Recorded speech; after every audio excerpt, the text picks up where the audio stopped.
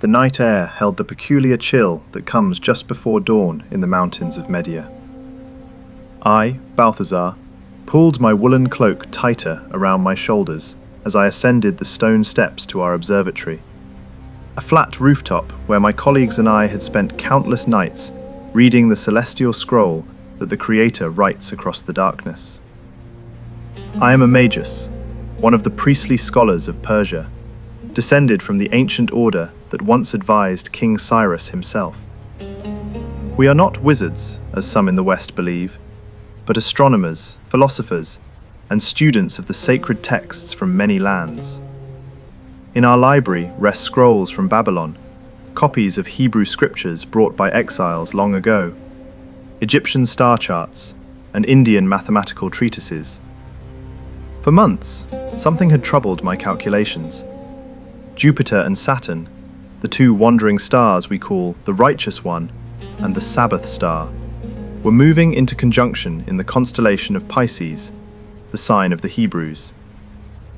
This was no ordinary occurrence. The last time these celestial bodies had danced together in this manner, Moses was leading his people from Egypt. "Balthazar!" The voice of my younger colleague, Caspar, echoed up the stairs. "Come quickly! Melchior has found something in the Hebrew texts." I descended to our study chamber, where oil lamps flickered against walls lined with clay tablets and parchment scrolls. Melchior, the eldest among us, sat with a scroll unfurled across the cedar table. His fingers, stained with ink and weathered by 70 years, traced the ancient Hebrew letters. "Listen to this," Melchior said, his voice carrying the weight of discovery. "The prophet Balaam, who lived in our lands centuries ago, spoke these words. I see him, but not now. I behold him, but not near. A star will come out of Jacob. A scepter will rise out of Israel." Caspar leaned forward, his young face intense with concentration. As the youngest of our trio, barely 30 years old, he brought a scholar's precision to our work. "And the timing," he added, spreading his astronomical charts beside the scroll. "The conjunction occurs in the month the Hebrews call Tishri, during their festival of trumpets. The symbolism is unmistakable." I studied the charts, my heart quickening. "There's more," I said slowly. "The prophet Daniel, who once served in Babylon and was himself called Chief of the Magi, he wrote of 70 weeks of years. By my calculations, if we date from the decree to rebuild Jerusalem under Artaxerxes, the time is now," Melchior finished softly. "The King of the Jews is to be born." We sat in silence, understanding the magnitude of what lay before us. For generations, our order had preserved the prophecies brought by Jewish exiles. We had maintained the hope that one day the promised one would come, not just a king for Israel, but a light to all nations, as their prophet Isaiah had written. "We must go," Caspar said finally. "We must find him." The practical implications were staggering.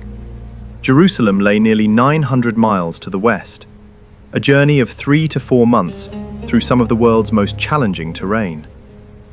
We would need to cross the Zagros Mountains, traverse the Syrian desert, and navigate through territories controlled by various kingdoms and tribal confederations. "The caravan preparations will take weeks," I calculated aloud. "We'll need camels, the single-humped dromedaries that can survive the desert crossing, guards, supplies, and gifts worthy of a king." Melchior nodded slowly. "Gold, certainly. It is the gift for royalty." "Frankincense," Caspar added. "The incense of deity, used in temple worship." I met their eyes. "And myrrh," I said quietly. "The anointing oil for burial." They understood. This king would be different from all others. The prophecies spoke not only of his reign, but of his suffering. Isaiah had written of a servant who would be despised and rejected, who would bear the griefs of his people. Even in celebrating his birth, we must acknowledge his destiny. "When do we leave?" Melchior asked. I walked to the window, where the first light of dawn was beginning to paint the eastern sky. We leave when the star appears. We follow it to whatever end the Creator intends. The desert stretched before us like a sea of copper under the relentless sun. 2 months into our journey, our caravan moved in a long line, 12 camels bearing us and our supplies, another 8 carrying trade goods that would help finance our journey, and 20 armed guards from various tribes who had sworn to protect us. I, Caspar, had studied geography in the great libraries of Seleucia, but no scroll could have prepared me for the reality of this crossing. The Zagros Mountains had tested us first, with their narrow passes and sudden storms. We had celebrated the Persian winter festival of Yalda at a caravanserai in the mountains, then descended into the Mesopotamian plains. Now, following the Euphrates River northward before turning west toward Palmyra, we traveled by night when possible, navigating by the stars that had been my companions since childhood. The conjunction of Jupiter and Saturn hung in the western sky like a cosmic signpost. But recently, something new had appeared. A brilliant light that seemed to outshine even Venus, moving with a purpose that defied normal celestial mechanics. It's not a comet, I told my companions during one of our evening councils. Comets have tails and move in predictable arcs. This is something else entirely. Balthazar, who rode beside me on his camel, nodded thoughtfully. The Chinese astronomers keep meticulous records of the heavens. Perhaps they will write of this phenomenon, but for us, it is enough to know that it guides our path. Our caravan master, a grizzled Nabatean named Obadas, approached on foot. He had traveled these routes for 40 years, and we had hired him for his knowledge and his connections. My lords, he said in Aramaic, the common tongue of trade, we should reach Palmyra in 3 days. There we can resupply and perhaps gain information about the political situation in Judea. What have you heard? Melchior asked, his aged voice carrying authority even in this foreign land. Obadas spat into the sand. Herod rules in Jerusalem. He is, how shall I say, a builder of great monuments and a slayer of great men. He rebuilt the temple to rival Solomon's glory, but he has killed 3 of his own sons when he suspected them of treachery. The Emperor Augustus himself joked that it is safer to be Herod's pig than his son. I felt a chill despite the desert heat. A dangerous man to approach. Indeed, Obadas agreed. But you seek a newborn king. Perhaps this child will escape Herod's notice. Balthazar and I exchanged glances. We both knew that a sign as dramatic as the star would not go unnoticed. If we had seen it and understood its meaning, surely others in Jerusalem, the scribes and priests who studied their own prophecies, would have noticed as well. That night, as we made camp in the lee of ancient ruins, perhaps remnants of an Assyrian watchtower, I took my turn at watch. The stars wheeled overhead in their eternal dance, and I thought about the magnitude of what we sought. In my studies, I had read the Greek philosophers, Plato's Republic, Aristotle's Politics. I had studied the Zoroastrian texts that spoke of the cosmic battle between light and darkness. I had memorized Sanskrit verses about dharma and karma. But nothing in all my learning had prepared me for this, the possibility that the creator of the universe might choose to enter it in the form of a helpless infant. I stood and walked to the edge of our camp, staring westward toward Jerusalem, toward whatever destiny awaited us. My heart began to pound with a mixture of fear and longing that made my hands tremble. Listen to me, whoever you are, reading these words in whatever age you find yourself. Listen carefully. We had left everything, our libraries, our observatories, our comfortable positions of respect and authority. We had risked our lives crossing mountains where bandits waited and deserts where the sun could kill a man in hours. We had spent our fortunes on this journey, and we still had no guarantee we would find anything at all. But I will tell you this with every fiber of my being. The longing in our hearts was worth more than all the certainty in the world.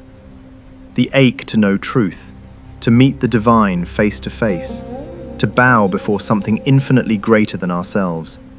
This is what it means to be truly alive. How many people live their entire lives in comfortable numbness, never risking anything, never seeking anything beyond what they can see and touch and measure? They are the truly impoverished ones, regardless of their wealth or status.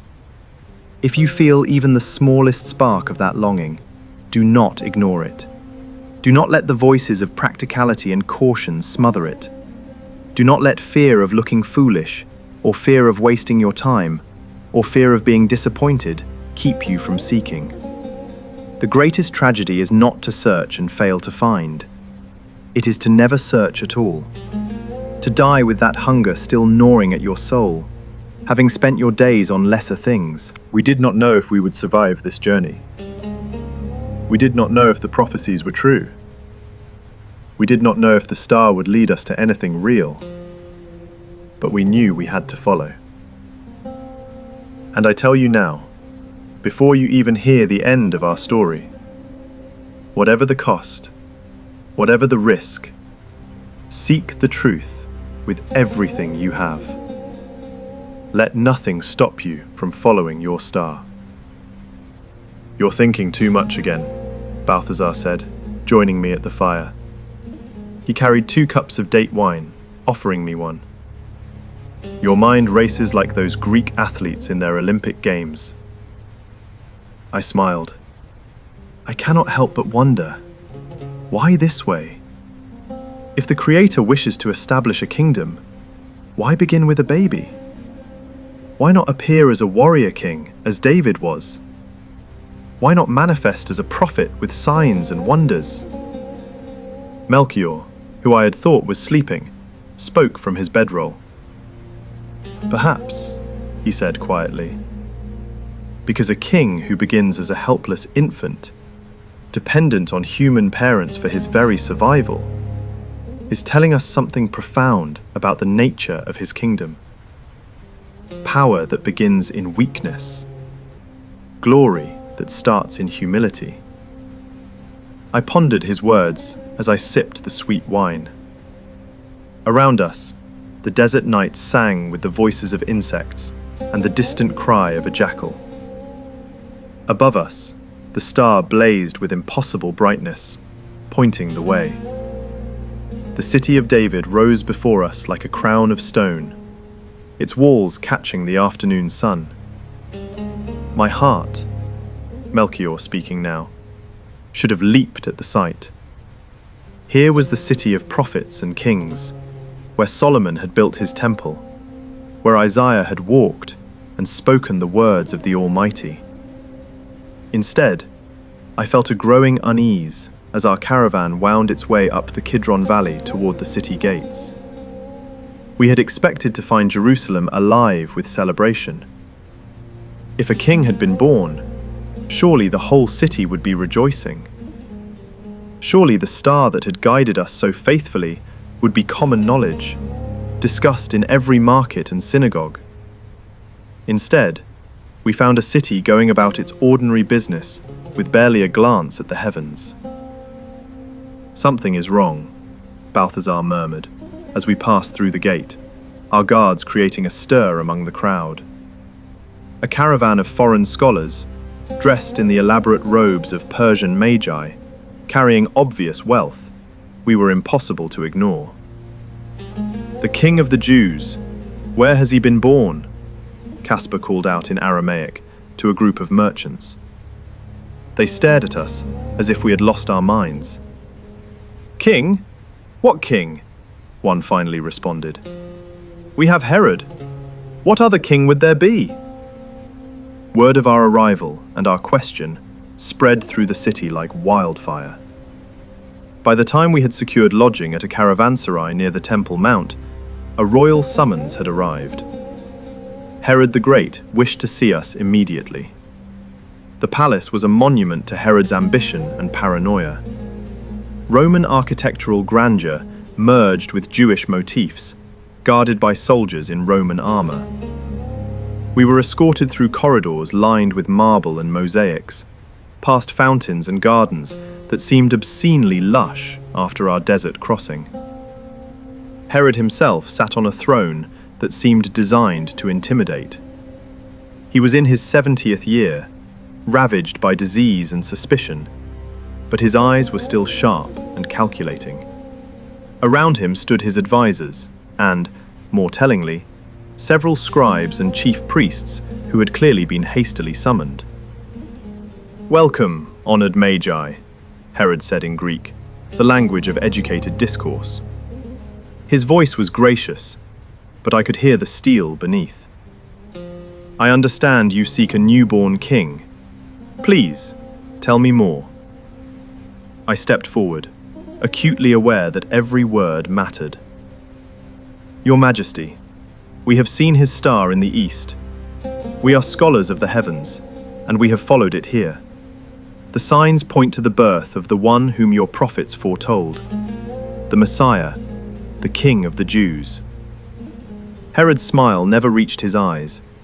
He turned to the chief priests. "You are experts in our scriptures. Where is the Messiah to be born?" An elderly priest stepped forward, his hands trembling slightly as he held a scroll. "The prophet Micah wrote, 'But you, Bethlehem Ephrathah, though you are small among the clans of Judah, out of you will come for me one who will be ruler over Israel, whose origins are from of old, from ancient times.'" "Bethlehem," Herod repeated softly. "A small village, barely 5 miles from here."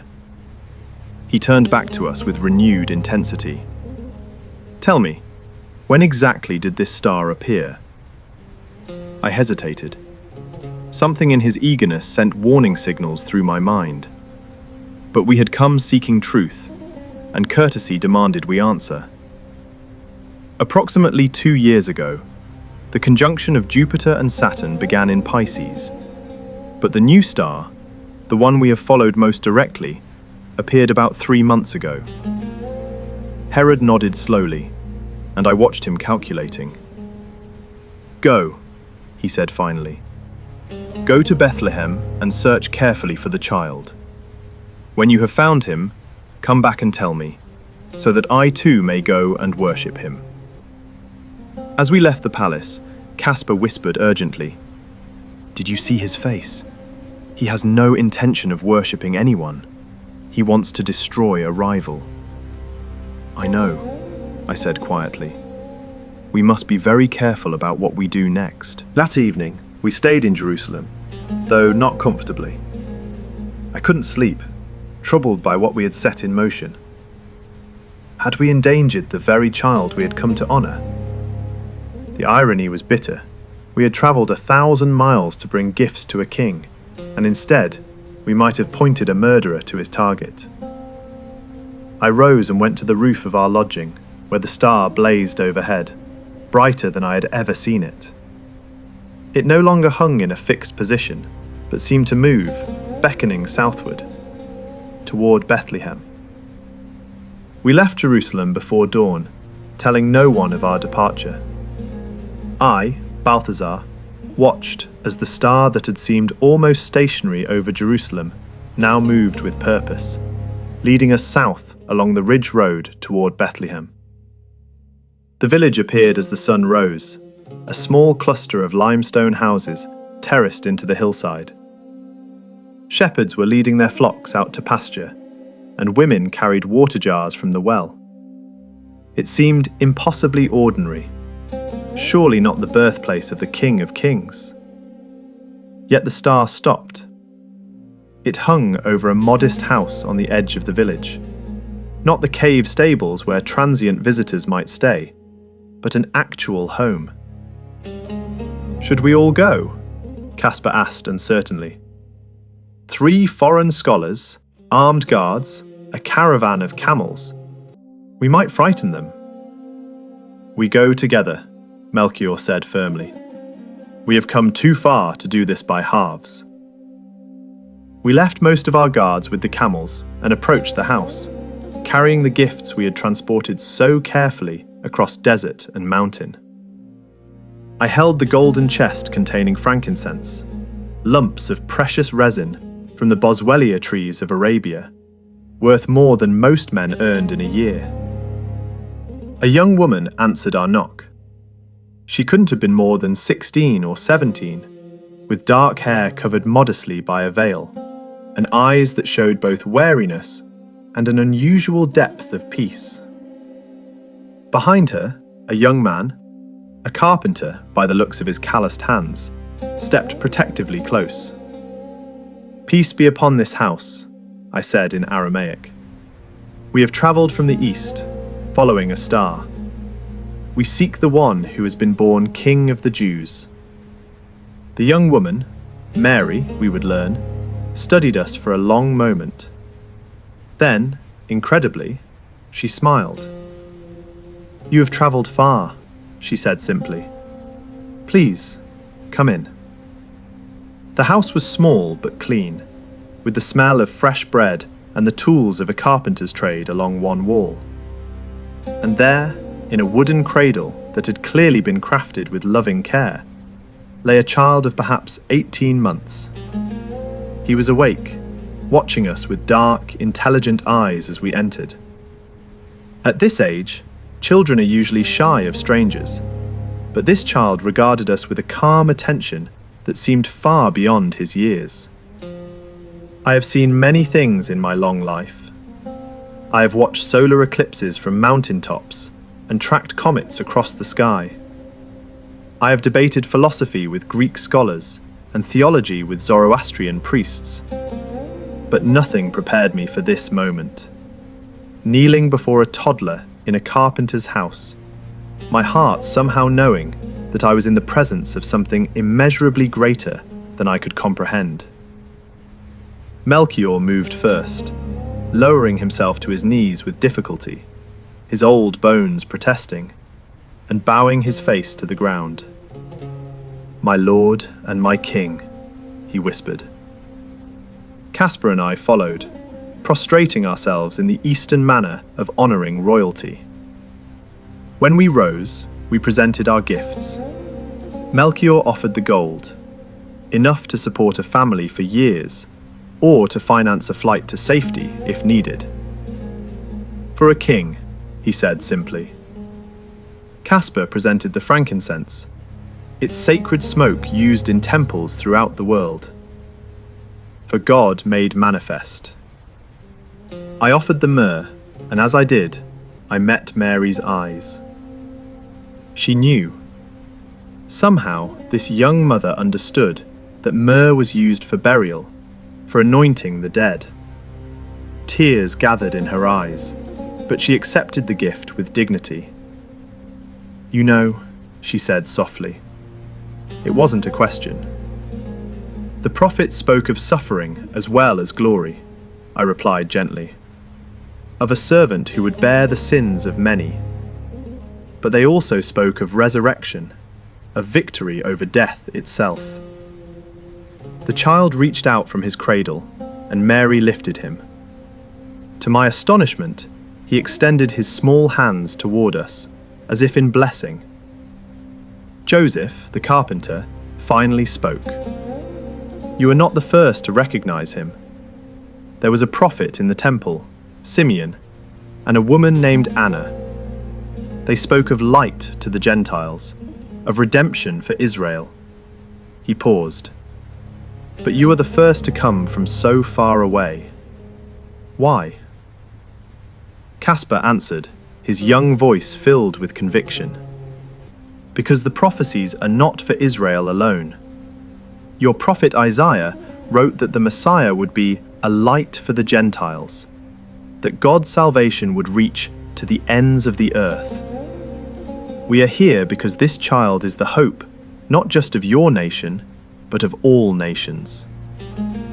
We stayed for hours, talking with Mary and Joseph, learning the remarkable story of this child's conception and birth. Mary told us of an angel's visit, of a journey to Bethlehem for a Roman census, of shepherds who had come with tales of angelic armies singing in the sky. We stayed in a stable that night, Mary said, holding her son close. I gave birth among the animals, with only Joseph to help. And yet... She looked around the simple house, at the gifts we had brought, at us. And yet kings from the east come to worship him. God works in mysterious ways. As the sun began to set, we prepared to leave, but I felt compelled to offer a warning. We came to Jerusalem first, I told Joseph quietly. We asked Herod about the newborn king. I hesitated, then decided they deserved the truth. He is not a man to tolerate rivals. He asked us to return and tell him the child's location. Joseph's face went pale, but Mary remained calm, that strange peace still evident in her eyes. God has protected him thus far, she said. God will continue to protect him. But thank you for the warning. That night we camped outside Bethlehem, planning our return journey. But sleep was troubled, and I woke from a vivid dream in which an angel stood before me, his face blazing with light. Do not return to Herod, the angel commanded. Go home by another route. I sat up to find both Melchior and Caspar awake, their faces showing that they had received the same warning. The southern route, Melchior said immediately, through Hebron and down to Egypt, then east through the Sinai. It will add weeks to our journey, Caspar protested, though without much conviction. And it may save the child's life, I replied. If Herod thinks we've betrayed him, his anger will fall on us, not on Bethlehem. At least, not immediately. It may buy them time to escape. So we left before dawn, telling our guards we had received new orders for our route. As we departed, I looked back once at the village of Bethlehem, where a light still burned in a certain house. I prayed that the God who had guided us by a star would protect the child we had come so far to honor. Now I, Melchior, sit in my final years, looking back on that journey. The return took us through territories we had never seen, the ancient land of Egypt, with its pyramids and temples, the harsh beauty of the Sinai wilderness, and finally back to Persia by a route that added 3 months to our travels. But I would not change a single step of it. In the years since, I have spent my time teaching younger scholars about what we witnessed. I have shared the Hebrew prophecies with any who will listen. Some believe, others think the desert sun addled our minds. It doesn't matter. I know what I saw. I saw the creator of the universe lying in a mother's arms, helpless and dependent. I saw divinity clothed in humanity. And I understood, perhaps for the first time, that the kingdom this child would establish would be unlike any kingdom the world had ever known. I, Caspar, still struggle with what we experienced. The star defied every principle of celestial mechanics I had studied. The conjunction of Jupiter and Saturn, yes, that was predictable, measurable. But the star that moved and stopped, that blazed with impossible brightness, that was no natural phenomenon. Yet I cannot deny what I saw. I have reviewed my calculations 100 times, checked and rechecked the prophecies and their timelines. Everything pointed to that place, that time, that child. News has reached us, disturbing news. Herod, enraged by what he saw as our deception, ordered the death of all male children under 2 years old in Bethlehem and the surrounding region. The screams of mothers echoed through our nightmares when we first heard. But we also learned that the child survived. A dream warned Joseph, and they fled to Egypt before the soldiers arrived. The prophecies spoke of this too. Out of Egypt I called my son, in the words of Hosea. Even in the midst of tragedy, the ancient words were being fulfilled. And I, Balthazar, am often asked what gifts we received in return for the gold, frankincense, and myrrh we presented. What reward did we gain for our long journey? The truth is, we received the greatest gift imaginable: certainty. Certainty that we are not alone in the universe. Certainty that the Creator cares enough about His creation to enter it personally. Certainty that there is a purpose to existence beyond the cycles of birth and death, beyond the rise and fall of empires. I saw the hope of the world lying in a wooden cradle, reaching out his hands in blessing to 3 foreign scholars who had no claim on him except the longing in our hearts to know truth. The star has faded now, though I still watch for it each night. Perhaps it was only meant for that one journey, that one purpose. But I carry another light now, the light of knowing that I have seen the King of Kings, the one who will reign not just over Israel, but over every nation, every people, every tongue. They will tell stories about us, I suspect. The legends will grow, exaggerate, perhaps multiply our number or embellish our identities. Future generations may call us kings ourselves, though we were merely scholars. They may give us specific names and elaborate backstories. None of that matters. What matters is this: we saw the star, we followed it, we found him, and the world will never be the same.